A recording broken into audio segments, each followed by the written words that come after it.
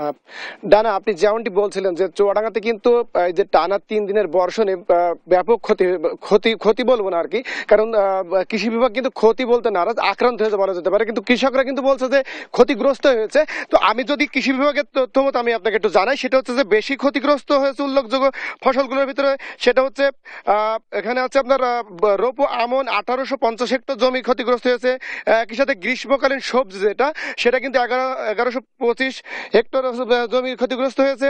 একই সাথে মরিচ কিন্তু ক্ষতিগ্রস্ত হয়েছে 120 হেক্টর জমির। পেঁয়াজ ক্ষতিগ্রস্ত হয়েছে 35 হেক্টর জমির। মাসকলাই কিন্তু ক্ষতিগ্রস্ত হয়েছে 165 হেক্টর জমি। একসাথে পেঁপের আবাদ যে ক্ষতিগ্রস্ত হয়েছে 225 হেক্টর জমি।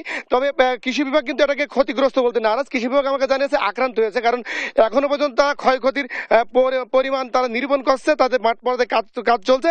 এই কারণে তারা আছে কি পরিমাণ ক্ষতি হয়েছে এটা এখনই আমাদেরকে জানায়নি, তবে খুব শীঘ্রই জানাবে জানিয়েছে। তবে মানে কৃষকরা কিন্তু সরাসরি আমাকে জানিয়েছে যে তারা রীতিমতো ক্ষতিগ্রস্ত হয়েছে। সবচেয়ে বেশি ক্ষতিগ্রস্ত হয়েছে পেঁপে আর কি, যে পেঁপে গাছে যে হচ্ছে ফল ধরছিল সেই গাছ যেগুলো মানে ম্যাক্সিমাম অধিকাংশ গাছই কিন্তু একেবারে হচ্ছে শুয়ে পড়েছে আর কি।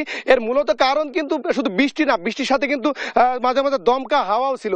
এই হাওয়ার কারণেই কিন্তু হচ্ছে বেশি পেঁপে গাছে বেশি ক্ষতিগ্রস্ত হয়েছে।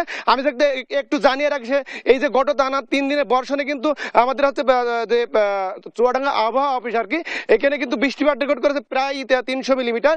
একই সাথে কৃষি বিভাগ আমাকে যেমনটি জানিয়েছে যে ক্ষতিগ্রস্ত যদি হয়েও থাকে সেটার পরিমাণ কিন্তু কমে যাবে যদি যে পানি জমে না থাকে। এই পানিটা যদি দ্রুত সরে যায়, একই সাথে যে আমার পিছনে যে ঝলমলে রোদ দেখছেন, এই রোদ যদি অব্যাহত থাকে তাহলে ক্ষতিগ্রস্তর পরিমাণ কমবে বলে আমাকে কৃষি বিভাগ জানিয়েছে। তো আমরা এখন চলে যাচ্ছি, আমাদের সহকর্মী সাতক্ষীরাতে আছেন শরীফুল্লাহ কায়তা সুমন। সুমন, আপনি জানাবেন যে আপনার ওখানে যে কি পরিমাণ ফসলের ক্ষতি কিংবা আক্রান্ত হয়েছে আর কি। সেতু আমি দাঁড়িয়ে আছি বেতনা নদীর পাড়ে। এখানে কিন্তু এই যে সাতক্ষীরা সদর এবং আমার বাম পাশে হচ্ছে তালা উপজেলার নগরঘাটা সহ বেশ কয়েকটি ইউনিয়ন এখানে ক্ষতিগ্রস্ত হয়েছে এবং সদরে কিন্তু লাপসা ইউনিয়ন ক্ষতিগ্রস্ত হয়েছে। আপনি যদি ক্ষতির কথা বলেন তাহলে এখানে আমার পাশেই যারা দাঁড়িয়ে আছেন এখানকার যারা মৎস্য চাষী, দীর্ঘদিন ধরে মৎস্য চাষ করে আসছেন, এখানে আসছে জনপ্রতিনিধিরা, তারা কিন্তু চোখের পানি ফেলছে।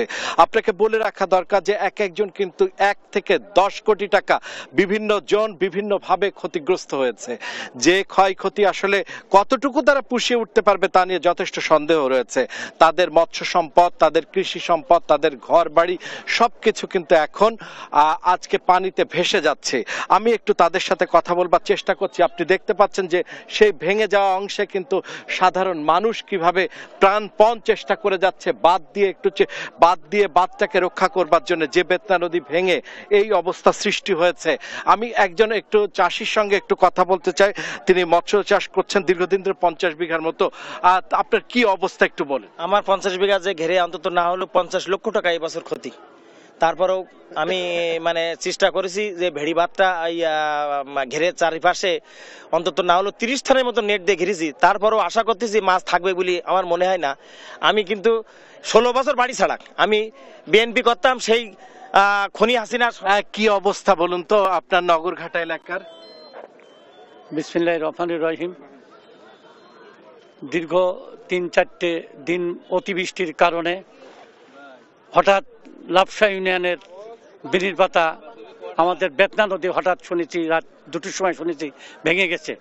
ভেঙে যাওয়ার পরে লাপসা ইউনিয়নের তালতলা, মাগুরা, লাপসা ইউনিয়ন, খেজুরডাঙ্গা, রাজনগর এবং তার পরপরই আমার এই পানি গিয়ে এই পানির সিংহভাগ পানি আমার তালা উপজেলা নগরঘাটা ইউনিয়নের মধ্যে দিয়ে আমার ইউনিয়নের হাজার হাজার বিঘা ঘের মৎস্য সম্পদ মানুষ এখন দিশেহারা, হাজার হাজার অবস্থা।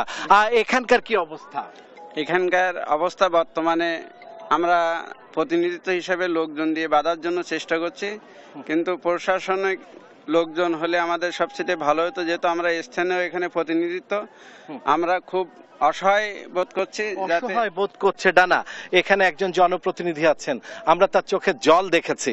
আজকে এই যে মানুষ যারা আজকে ক্ষতিগ্রস্ত, এখানে পানি উন্নয়ন বোর্ড যদি দ্রুত যথাযথ ব্যবস্থা গ্রহণ না করে, তাহলে এই যে ভেঙে যাওয়া অংশটি আমি আপনাকে দেখানোর চেষ্টা করেছি, একটু আগেও দেখিয়েছি, আর এই চিত্রটি যদি এই যে বৃষ্টিবিহীন অবস্থার মধ্যে যদি দ্রুত ব্যবস্থা না করা যায়, তাহলে কিন্তু আসলে এই ক্ষতির পরিমাণ আরো বেড়ে যাবে।